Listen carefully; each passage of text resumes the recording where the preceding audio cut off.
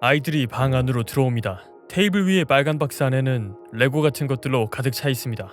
아이들은 박스 앞으로 걸어와서 자연스레 천진난만한 아이가 되어 레고 장난을 칩니다. 아이들은 한 장의 거울로 분리된 방 밖에서 20명의 과학자와 분석가가 그들의 천진난만한 레고 놀이를 관찰하고 있는 것을 모르고 있습니다. 아이들은 빌딩 블록을 주워들기 시작했습니다. 그것들을 조립하여 임시로 집을 지었죠.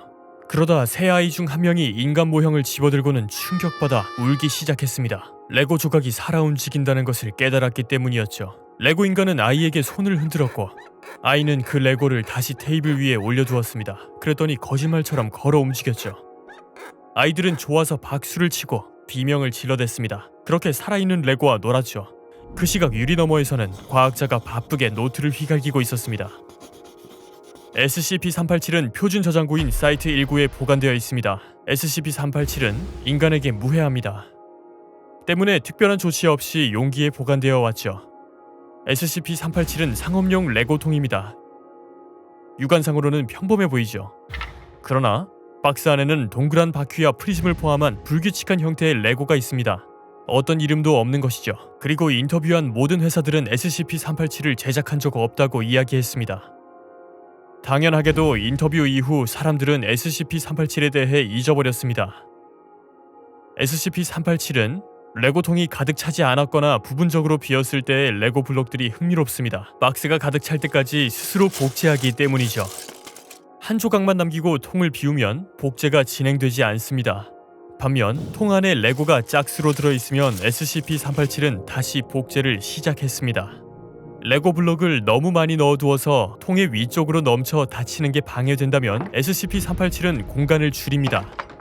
다이아몬드 같이 다른 물체는 통에 들어가도 복제되지 않습니다. 다른 레고 회사에서 제작한 레고 조각이 통에 들어가도 마찬가지로 복제되지 않습니다. 아마도 통 자체가 복제 기능을 가지지는 않는 듯합니다. 그러나 SCP-387은 복제되려면 반드시 통 안에 있어야 합니다. SCP-387은 다른 임의의 통이나 공간에서는 복제되지 않습니다. 연구원들의 유추에 따르면 이러한 특징이 SCP-387의 저작권을 회피하기 위한 책략으로 보입니다. 또 하나 흥미로운 점은 사람의 손으로 제작된 레고 작품이 살아 움직인다는 것입니다. 예를 들어 사람의 손으로 제작된 레고맨을 차 안에 두면 진짜 사람처럼 곧 운전을 시작합니다. 차량을 분해해봐도 차량을 움직이기 위한 어떤 엔진이나 장치가 보이지 않습니다.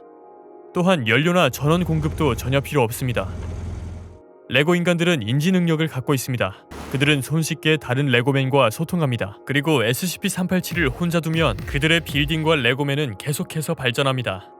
레고맨은 경찰차 옆에 있는 자신을 발견했을 때 경찰 복장을 입습니다. 레고 인간들은 고층 건물을 건설하고 인프라를 늘리기 위해 그들의 빌딩 블럭을 사용합니다. 그들은 이렇게 그들의 사회를 확장시킵니다. SCP-387은 사람에게 관심이 없어 보이지만 인간이 적대적으로 돌아서면 SCP-387은 그 즉시 인지력을 잃고 움직임을 멈춥니다. 한 실험에서는 일반 레고로 제작된 비행기를 SCP-387과 함께 실험실에 배치해 보았습니다. 몇 분 후 SCP-387의 레고 인간들은 곧 SCP-387의 조각을 이용하여 공항을 건설하기 시작했습니다. 연료 차량은 비행기 주변으로 다가가더니 주유를 시도했습니다. 앞서 밝힌 대로 SCP-387은 연료가 필요 없는데도 말이죠. 그리고 비행기가 이륙을 시작하더니 곧 방 안에 공중을 날아다니기 시작했습니다. 이후 각기 다른 디자인을 가진 많은 비행기가 생겼고 이 모든 과정이 불과 3시간 만에 이루어졌습니다. SCP-387은 다른 일반 레고 조각들과 소통할 수 있는 것으로 보입니다. 이것으로 미루어 볼 때 SCP-387은 주변 환경에 대해 어느 정도 이해하고 있는 듯하고 이미 존재하는 레고를 SCP-387로 변환할 수 있는 것으로 보입니다. 수석과학자 아치 박사의 주장입니다. SCP-387은 재단의 한 요원에 의해 2004년 2월에 처음 발견되었습니다. 해당 요원은 기차를 타고 집에 돌아오는 중이었죠. 그는 비어있는 자신의 자리로 이동하고 있었습니다. 화장실에 갔다가 돌아온 그는 옆자리에서 SCP-387을 발견했습니다. 뚜껑은 열려 있었고 그는 손을 뻗어 레고 인간을 하나 만들었죠. 놀랍게도 완성된 레고는 SCP 요원 주변을 걸어다녔습니다. 요원은 즉시 레고 인간을 분해했습니다. 그리고는 SCP-387을 곧바로 재단의 사이트 19로 전송했죠. 대중들에게 알려지기 전에 열차의 감시 카메라가 빠르게 제거되었습니다.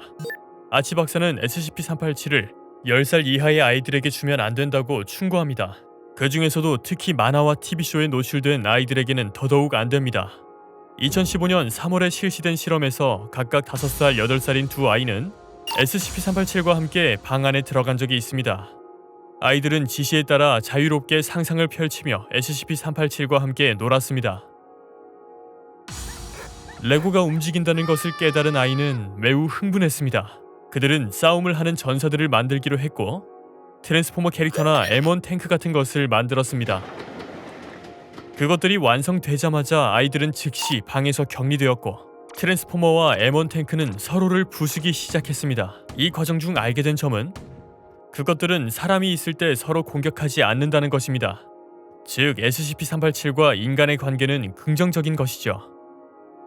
또 다른 실험에서는 로봇의 팔이 차를 만드는 것에 사용되었는데 차는 움직이지 않았습니다. 사람의 손으로 제작되었을 때는 다시 움직이기 시작했죠. 죽은 요원의 손으로 차를 제작했을 때도 차는 움직이지 않았습니다. 손을 따뜻하게 한 후 다시 차를 제작했을 때도 움직이지 않았죠. 아치 박사는 이 SCP-387이 심박이나 인간의 특징 중 하나에 반응한다고 결론 내렸습니다. 동시에 그는 모든 스태프가 SCP-387을 가지고 놀 수 있도록 허락했습니다. SCP-387을 가지고 논 후엔 의욕이 87%나 상승한다는 보고가 발표되었기 때문이죠. 직원들은 자유시간에 SCP-387과 놀 수 있었습니다. 그러나 반드시 감독이 필요했죠. 그러나 이것도 사건 번호 34ABE가 발생한 이후 취소되었습니다. 2명의 직원이 쉬는 시간에 SCP-387을 가지고 왔습니다. 직원 중 한 명은 수석과학자 몰래 그녀가 가지고 있던 레고의 복제품인 메가블록을 가지고 들어왔고 아무렇지 않은 듯 SCP-387과 함께 작은 마을을 건설하기 시작했습니다. 그리고 그들은 방을 떠났죠. 이후 감시 카메라에는 사람들이 나간 이후 발생한 일들이 모두 담겼습니다. 사람들이 방을 떠나자 SCP-387은 단합하더니 메가블록 캐릭터들을 향해 돌아섰습니다. 그 이후 SCP-387들은 메가블록을 공격하기 시작했죠. 레고들은 메가블록 캐릭터들을 검과 창으로 공격했습니다. 마치 군사들처럼요. 그리고 감시 카메라에는 한 레고맨이 다른 레고들에게 공격 명령을 내리는 모습이 포착되었습니다. 몇 분 지나자마자 메가블록은 산산조각났고 SCP-387은 태연하게 행동했습니다. 메가블록 캐릭터들은 스스로를 보호하지 못했죠. 그들은 움직이지 않았지만 SCP-387은 아랑곳하지 않았습니다. 메가블록 캐릭터들이 패배한 이후 SCP-387 연합들은 자네들을 테이블 아래로 밀어 떨어뜨렸습니다. 2명의 직원들이 다시 메가블록 SCP-387들과 놀기 위해 돌아왔을 때 그들은 사라진 메가블록 조각들을 보고 깜짝 놀랐습니다. SCP-387은 사건 이후에도 아무 일 없다는 듯 행동했죠. 만약 감시 카메라가 없었다면 과학자들은 메가블록과 관련된 범상치 않은 일들에 대해 계속 모르고 있었을 겁니다.